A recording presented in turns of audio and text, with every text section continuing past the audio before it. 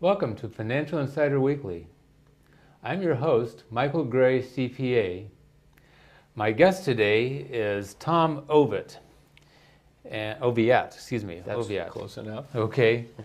Anyway, Tom is the Business Development Manager of YMAC Capital, Inc. And YMAC Capital is a mortgage brokerage company that works with financial professionals, including CPAs, enrolled agents, financial planners, and real estate agencies to originate loans with a variety of mortgage companies. Tom's been with YMAC for 6 years. Previously, he worked as a manufacturer's representative to consumer sales companies like Home Depot. So welcome, Tom. Thank you for glad to be here, Mike. Yep. Well, today we're going to be talking about the current situation in the home mortgage marketplace. And by the way, this interview is taking place on December 1st, 2009. So just to give you an idea where we are. So right now, the stock market's sort of treading water, a little up, a little down, and the mortgage interest rates actually have been very favorable recently. So this is a great time in the mortgage business after a really tough year. So anyway, so with that, Tom, why don't you give a brief recap about what's happened in the mortgage marketplace in the last couple of years? Yeah, thanks, Mike. Yeah, you're absolutely right. 2008 was a tough year all around in the lending business. 2009 has been good for us all year long, and it's really been because the rates have been so favorable. It's been nice. We've just had a nice kind of steady flow of business all year long. But over the last couple of years, this whole lending industry has changed dramatically. You've seen it. We've gone from the point where just about anybody that was breathing could get a loan and could buy a house, to the point where I think most people in California now cannot get a loan. So the pendulum has swung dramatically. I remember, back in '07, we'd see people that were buying homes with no money down, and they were making payments, and people were advertising on the radio, hey, you can get a house payment for the same amount as a cell phone bill. So, I mean, it was crazy. People, and what real estate agents would tell people, buy the house, market's going to go up. If you can't make your payment, you can always sell it and make a nice profit. So, went from a crazy time to a point where now, geez, most people can't get loans. Well, it's a little scary. And on top of that, of course, we've just had a general collapse in the real estate market. Yeah. And really, it had to come when you're lending to people that, totally artificial, inflated incomes. What's going to happen when they figure out, geez, I really can't make this payment, and they walk away from the house? That's what we're in right now, and there's probably more to come. There were a number of these.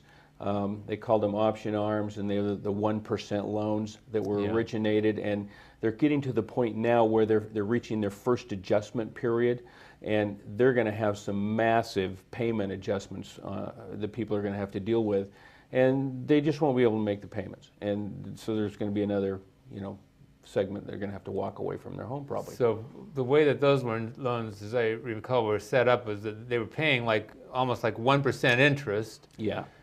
For some sort of a teaser period, maybe 3 years, and then suddenly they become fully amortized loans and at a market interest rate. Yeah. Typically, they had a 5-year period where it was an artificial interest. They were deferring their interest. It was just being added to the principal. Yeah. Then after 5 years, it becomes a 25-year amortizing loan at the market rate and plus an index. So typically, they're adjusting to a 7.5, even 8% interest rate, which is way out of the market right now. Wow. So these poor folks, they just won't be able to make it. So they may be having a mortgage payment going from like $800 a month to $2,400 a month or something like that. Exactly. So and on top of that, I mean, we've got this sort of a spiral that's happening where or a vicious cycle that people were using their homes as a piggy bank. They could get an equity loan. They were borrowing against that to make consumer purchases, vacations, what have you. Suddenly, the value of the house drops down. The bank's calling these loans, and then people stop the borrowing. General economy starts to contract. People are getting laid off. They can't make their mortgage payments. More contraction. Exactly. And so it just was sort of feeding on itself. You're exactly right. I think a lot of the boom of this decade has been directly from people using their house like an ATM. And you could buy a Lexus and just use your equity line, and that's all gone away now. Wow. So even what you would say your grade A credit-worthy buyers or owners, they've had their equity lines frozen, so they can't use them. So it's just, there really is a credit crunch out there, and it's affecting everybody. Okay. All right. So let's talk a little bit. How has the mortgage lending picture changed from 2 years ago to today? So what did it look like 2 years ago, as from the lender's standpoint, and what was happening, and now? What does that picture look like? It's completely turned around. I mean, it's gone from where you could pretty much get anybody financing on a property to where you can't get, many people just cannot qualify for a loan no matter what. So it's it's just kind of a natural reaction to the state of the market. But today, we need full income documentation.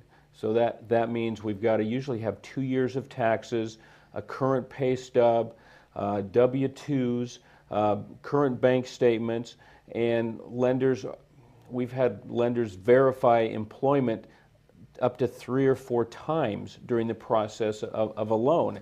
And we say, well, geez, can't you just do it once? And they're so gun-shy and giddy that they're just taking every measure they can to make sure that these loans are going to perform. So it is quite difficult. You, as a CPA, know that, boy, the financials that you have to provide now are substantially more than you had to do it 2 years ago. A lot of different things now that are required that we just didn't have to have 2 years ago. And it's probably for the good, although, like anything else, there's some things where people get carried away and they really don't help. Yeah. I think another thing is it wasn't so long ago, at least for my client base, I guess I'm kind of fortunate, but I had a number of people that were buying homes, with values over $1 million. Mm-hmm. And for them to get $1 million loan, it wasn't a big deal. Yeah. And they could get pretty good interest rates. Suddenly, these larger loans become very hard to get funded. It's a huge deal, yeah.